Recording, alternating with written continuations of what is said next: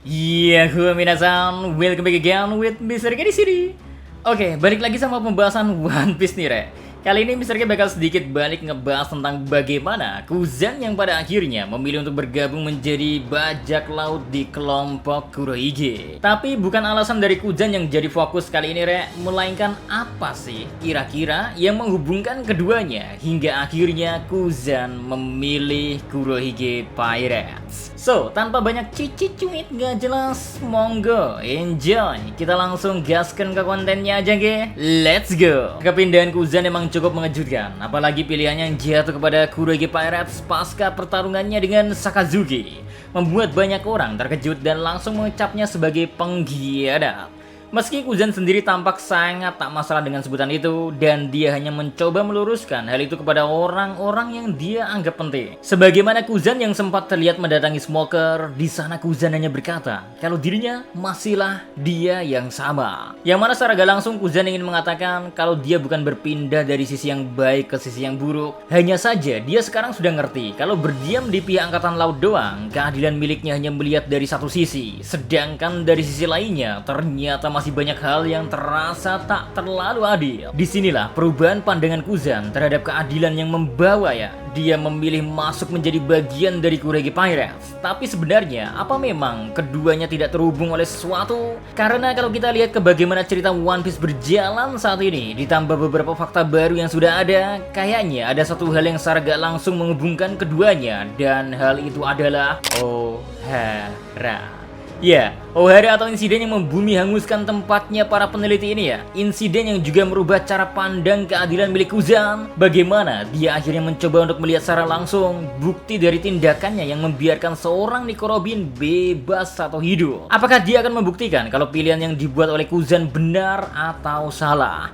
Hanya saja terlepas dari semua itu, Re, kalian mungkin bertanya-tanya mengapa insiden Ohara menghubungkan keduanya. Well, jawabannya tak lain adalah ketertarikan Kurohige terhadap sejarah, arkeolog, dan hal semacamnya. Kurohige bisa kita katakan cukup mirip dengan seorang Nico Robin kalau dalam segi ketertarikan. Makanya dengan mempelajari Ohara atau bahkan peninggalan-peninggalan orang-orang di Ohara, Kurohige pasti bisa menyadari sesuatu, dan informasi-informasi itulah yang kelak akan dia gunain sebagai senjata untuk dirinya. Karena orang yang memiliki informasi lebih dibandingkan orang lain, mereka jelas akan jauh lebih unggul ketika waktunya tiba. Dah, momen terbaru aja yang memperlihatkan bagaimana salah satu kapal dari bajak laut Kurohige sedang mengarah ke Pulau Egeat, pulau yang ditempati oleh ilmuwan jenius bernama Dr. Vegapunk. Di momen saat ini kita semua sudah tahu kalau Dr. Vegapunk sendiri keselamatannya sedang berada di ujung tanduk. Karena dengan berani Dr. Vegapunk malah melanjutkan penelitian tentang abad kekosongan. Sebuah hal yang tentu sangat dibenci oleh pihak pemerintahan dunia, makanya melihat Kurohige bergerak ke sono. Bukankah jelas kalau Dr. Vegapunk pun dulunya berhubungan dengan insiden di Pulau Ohara? Karena Re, Dr. Vegapunk merupakan salah satu orang yang sempat melihat Pulau Ohara pasca kebakaran hebat yang melanda pulau itu. Dr. Vegapunk pun sempat menjadi saksi bagaimana para raksasa mencoba menyelamatkan apa yang diperjuangkan oleh para arkeolog di menit-menit terakhir mereka. Atau bisa kita sebutlah The Will of Ohara. Buku-buku bekas penelitian mereka, Re, berhasil diselamatkan dengan bantuan beberapa raksasa yang berada di sono. Well, di sini pun kita tahu kalau kemungkinan nama yang muncul ketika membicarakan tentang nama raksasa itu ditambah isu seorang dengan luka bakar yang cukup sering berseliweran, nama Jaguar di Saul gak bisa luput dari pembahasan kali ini. Orang yang memiliki hubungan sangat dekat dengan seorang Aokiji di masa lalu, dan di masa saat ini kalau emang beneran semuanya berjalan seperti yang kita coba tebak, selepas beres dengan insiden di Pulau Egeat, Luffy dan teman-temannya akan bergerak menuju ke Pulau Elbaf, atau yang sekarang mungkin bisa kita katakan Ohara versi kedua. Karena gak hanya terkenal kuat oleh fisiknya saja, sekarang Elbaf menjelma menjadi sebuah pulau yang juga kaya akan ilmu pengetahuan. Dan di sini kembali bekas-bekas dari insiden Ohara muncul dan menghubungkan Aokiji dan Kurohige, yang tanpa sadar kemungkinan emang Kurohige sendiri sedang mengejar atau menggali informasi tentang hal ini. Terakhir, nama Monkey the Dragon gak boleh kita lupain, soalnya kalau tadi kita udah kan lompat dari Pulau Egeat dan bilang lanjut ke Pulau Elbaf, sedangkan di sini di Pulau Egeat sendiri, isu kedatangan dari Monkey the Dragon emang cukup besar pula. Tapi terlepas dari datang atau enggaknya Dragon nanti ke Pulau Egeat, sekarang kita ngerti kan kalau Dragon pun sedang memainkan atau tinggal menunggu saja sampai ikut meramaikan cerita One Piece yang ada.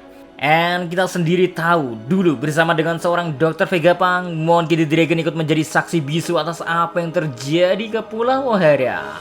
Bahkan Dragon pun mengatakan kalau dirinya akan membentuk pasukan revolusi setelah melihat insiden yang terjadi pada Pulau Ohara. Sedangkan kemiripan antara Aokiji dan Dragon sendiri ya, keduanya selain terhubung dengan satu nama, Monkey D. Garp, keduanya sama-sama ikut mengundurkan diri dari pasukan angkatan laut. Yaps, Kurohyuki dan Aokiji entah mengapa dikelilingi oleh orang-orang yang terlibat dengan insiden yang terjadi di masa Ohara menghilang dulu, Rek. Apakah ini sebenarnya tanda kalau Aokiji sendiri sedang mencoba mencari tahu atau mencari cara bagaimana untuk menjauhkan Kurohyuki Pirates dari Will of Ohara? Atau at least ya Aokiji melihat secara langsung pergerakan yang sedang dibuat oleh Kurohyuki ke depan? Karena kemungkinan besar ya malahan jika Aokiji jujur atas perkataannya kepada Smoker dulu, bukankah akan lebih masuk akal jika seandainya Aokiji memilih ikut bergabung di bawah Dragon dan pasukan revolusi? Soalnya sudah jelas kelompok ini adalah kelompok yang gak memberikan sisi keadilan yang sempat dilihat oleh Aokiji semasa di angkatan laut. Alhasil perpindahan atau pengkhianatan kepada Kurohyuki Pirates, sepertinya dua hal ini akan menjadi sangat mungkin untuk kita lihat di masa depan, Rek. Selepas mengawasi dan mengetahui secara langsung orang yang bisa kita bilang menjadi ancaman paling besar saat ini. Pasalnya, meski sebagai seorang Yonko, Kurohyuki masih di bawah Kagami no Sense, hanya saja untuk potensi bahaya dan badai yang akan datang, semuanya kemungkinan bakalan berfokus kepada seorang bernama Marshall de Teshide.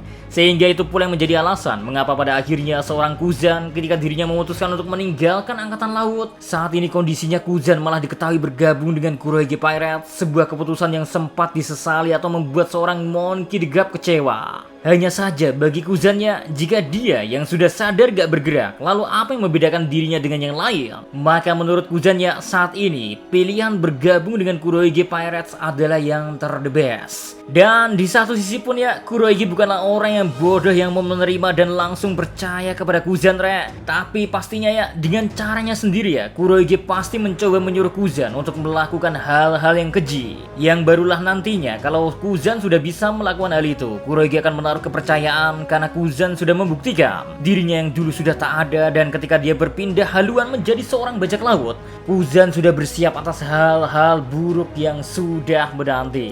Wow. Oke, kayaknya cukup segitu aja dulu buat konten kali ini, Re. So, see you next time. Adios, Karamelo. Stay safe everyone. Salam Animedia.